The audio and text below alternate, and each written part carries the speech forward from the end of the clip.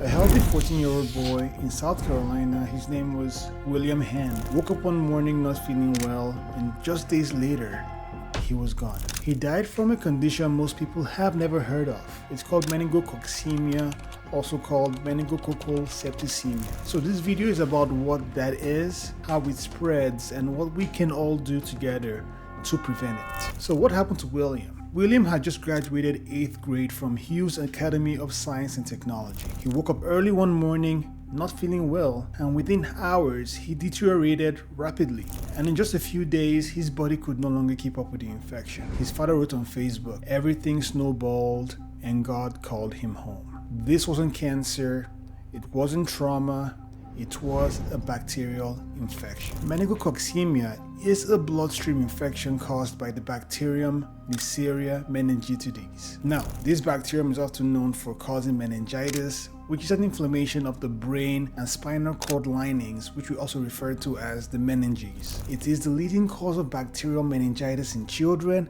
and young adults here in the US, with an overall mortality rate of 13%, and it's the second most common cause of community-acquired bacterial meningitis in adults. However, in some cases, it bypasses the brain and goes straight to the bloodstream, and there it can become more complicated, dangerous, and progress quickly. And when it spreads in the blood, it causes your immune system to go into overdrive, triggering massive inflammation. Your blood vessels start to leak, you notice bleeding into the skin, and organs begin to fail. You can go from healthy to critical in a matter of hours. So how does it spread? Neisseria meningitidis spreads through respiratory droplets and saliva.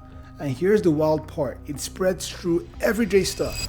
Think about kissing, sharing drinks or food, coughing, sneezing, or even living in close quarters like in dorms, hostels, prisons, and even camps. This is why we see outbreaks in schools, places like colleges, households, and even military barracks, anywhere people are close together for an extended period. Also, it's not as infectious as some other germs that cause conditions like the flu. You don't have to be sick to spread it.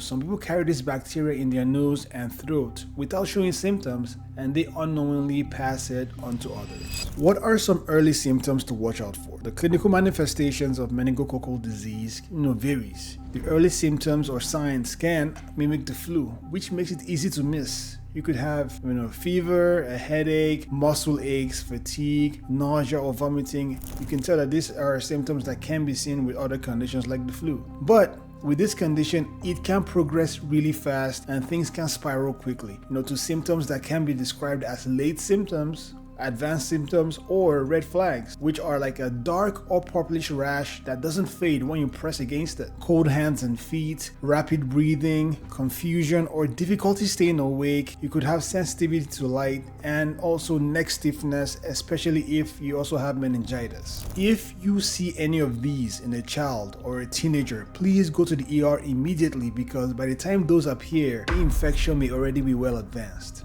This is not a wait and see illness. Early action saves lives. Meningococcemia progresses rapidly, due to the release of endotoxins. Essentially, the bacteria releases toxic material into the bloodstream, triggering sepsis, which is where the body's immune system goes haywire in response to an infection. We treat it with IV antibiotics, which are initiated as soon as possible. Really important. Time is of the essence. However, here's the hard truth. Even with proper care with antibiotics, approximately 10 to 15% of cases can still be fatal. Survivors may end up with limb amputations as well as other lifelong, long-term complications, which is why prevention is so important. So here's the part we cannot skip. There's good news. It's not all doom and gloom. This disease is often preventable through vaccination. There are two main types of the meningococcal vaccines. You have the ACWY, which is usually given at age 11 or 12 with a booster at 16, and the second one is called Men-B, which is given later in the teenage years, 10 years and older. Often recommended with those with certain risk factors, or if you're going to college or a high risk setting. So it's very important that you check your child's vaccine records, make sure they are vaccinated. If you've got teenagers, college age kids, or you work in schools, it's really important to ask about these vaccines. I agree, they're not perfect, but they definitely save lives. Beyond vaccination, there are other things we can do to help reduce our risk, like practicing good hygiene, washing our hands regularly. You avoid close contact with anyone that is sick around you. Try to avoid sharing personal items like utensils, spoons, forks, straws, or water bottles. And also keep your living space clean, especially in dormitories, camps, colleges, or any crowded settings. And for caregivers, please be vigilant. Early detection can save lives. The first symptoms, like I said earlier, often mimic the flu. You can have the fever, fatigue, and headaches. So if you notice your child becoming more irritable and less responsive, or they develop a rash that doesn't fade when you press against it, that's an emergency. Please do not wait, do not hesitate, go to the ER. Also, if you're someone, or let's suppose you are a close contact with someone that just got diagnosed with meningococcal disease, in that case, you likely have to receive antibiotics to reduce your risk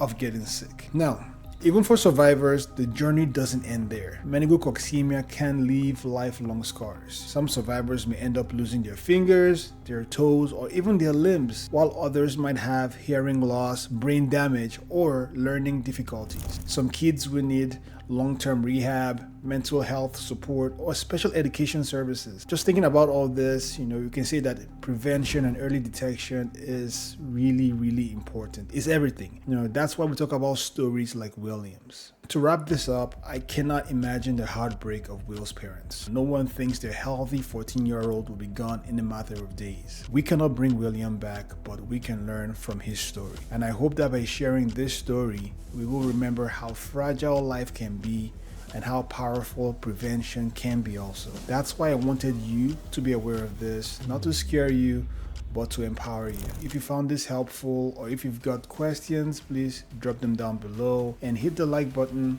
and share this video because more people need to see this. Also, do not forget to subscribe if you found this helpful. Do not wait to have a conversation with your doctor about meningococcal vaccines, and please follow for more real health stories that can protect you and people you love. I'm Dr. Emmanuel Agu, TheWhizDoc, and I'll see you in the next one.